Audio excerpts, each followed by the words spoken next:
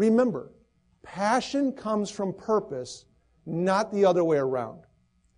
And so what I want you to do right now is I want you to think for yourself, why is it that you do what you do? There are a lot of other jobs that you could be doing than the one you're doing, but why is it that you do what you do? What is your purpose besides the paycheck? Sacrifice to accelerate. There was a BMW ad a few years ago that was one of my all-time favorite ads. It was a 2-page ad in a magazine. On the left page, there was this picture of this beautiful BMW. And above the picture of the BMW, in a great big font, bold font, inside quotation marks, it said, "No." And I thought that was really, really odd. Because I thought the idea was for a customer to look at your product or service and say, "Yes." This one said, "No."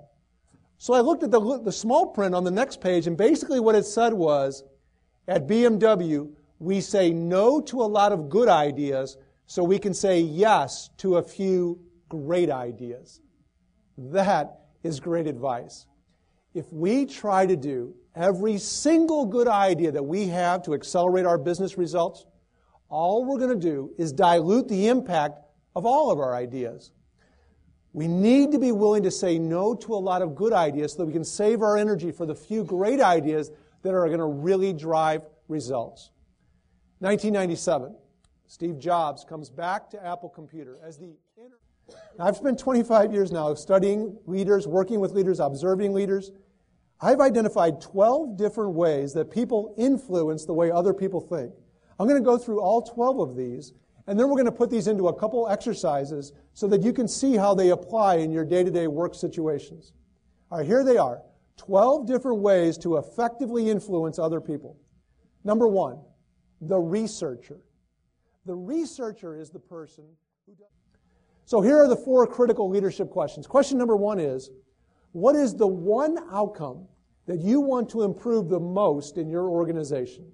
First, get that in your mind. What's the most important outcome that you want to improve? Question number 2 is, who do you need to influence in order to improve that outcome? Who are the key individuals that you're going to need to influence in order to improve that outcome?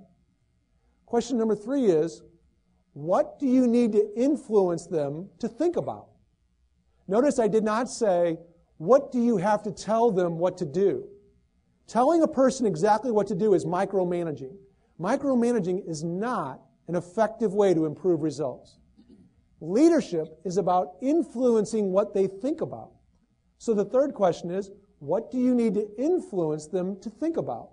It might be something as simple as influencing them to think about the importance of follow-through. Build an even better brand. Build an even better brand. Here's my definition of a brand. A brand is the perception of value that a customer thinks they get when they buy a certain product or service, or a prospective customer thinks they will get if they do buy that product or service. A brand is about perception of value.